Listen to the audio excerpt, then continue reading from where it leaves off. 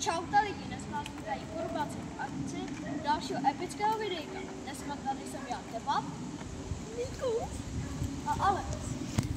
A já kameraman. Dneska budeme hrát flašku a ten nakoupadne víčko, tak plní trest, který mu ostatní vymýšlí. No tak to jsme v prdeli. Takže jdeme na věc. Takže máme tady jednu masivní, hodně masivní flašku. Víte, co je ještě masivní? Ne, dobrý. Jdeme točit. Chceme točit. A je. Kameraman. Tak. Teď se shodneme na trestu. Takže všichni jsme se shodli, že musí udělat 3 pořádné kliky na video. Mám jít s ním? Ne. No? Tak, můžeš jít na to. A pojď, pořádné. Ale makej.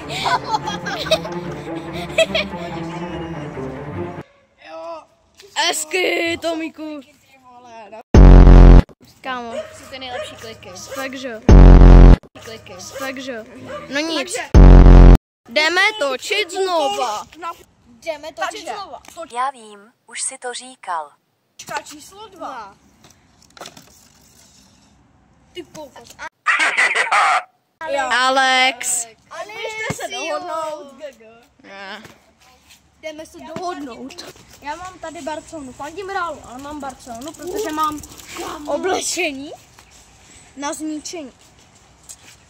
Ale jakož nenávidím Barcelonu, tak ji budu ničit, bra. Zničím, já to, kámo, přísahám, že to vystřihnu, nalepím tam Real Madrid. Přísahám. Takže dali jsme Alexovi úkol, že se tady 20 sekund bude muset chovat jako úplně dětko, hrát s kamínkama. A on s tím úplně nesouhlasí. No, to je vše.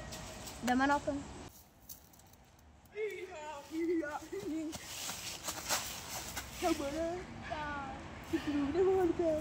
Holka, já chcem kluk. Okay.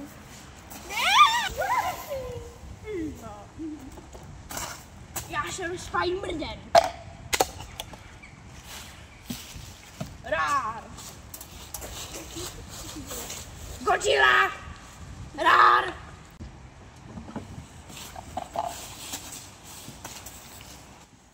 Takže za nás úkol splněn. Alex je naprosto nádherný, kámo.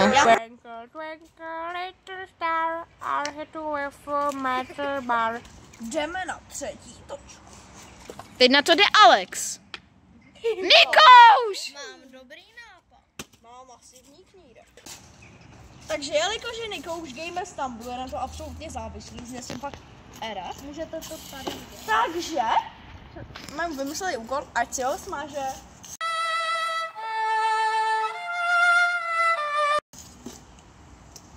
Smaž si Stumble. Teď hned na videu.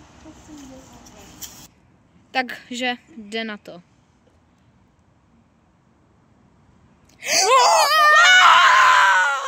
my god, on si stál. Já vím, lidi, jsem moc nádherný, kámo.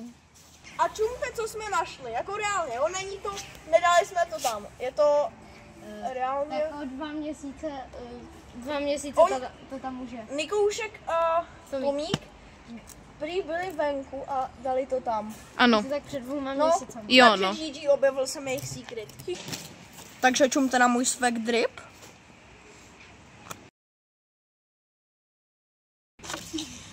Kebab! Let's go! Let's go!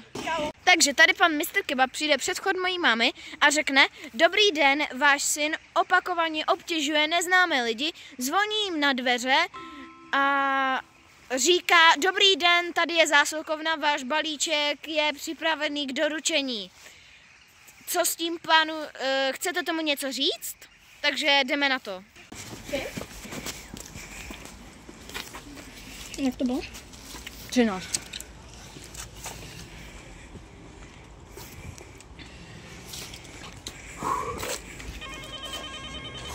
Dobrý.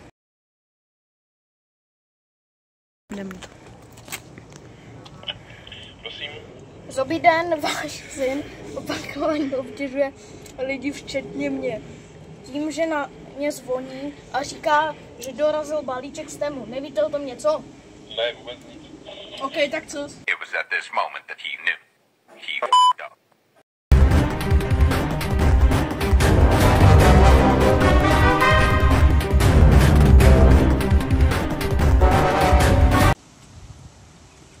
Takže tohle je konec videa.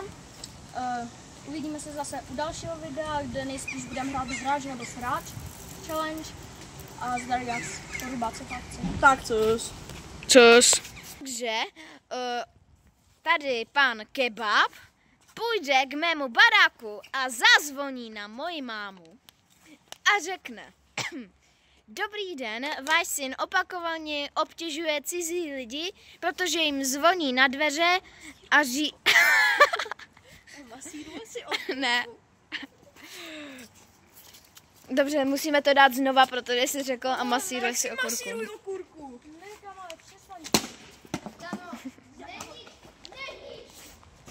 Takže tady pan Mr. Kebab přijde za mojí mámou domů. Ne jako k mojí mámě domů, jo, to by možná dopadlo špatně. Ale... Takže tady pan Mr. Kebab přijde před vchod od mojí mámy a řekne: Dobrý den, váš syn opakovaně... Takže tady pan Mr. Kebab přijde před vchod mojí mámy a řekne: Dobrý den, váš syn... Takže tady pan Mr. Kebab přijde před vchod mojí mámy. Takže tady pan Mr. Kebab přijde A tady je lahev. Takže tady pan Mr. Kebab přijde před vchod mojí mámy a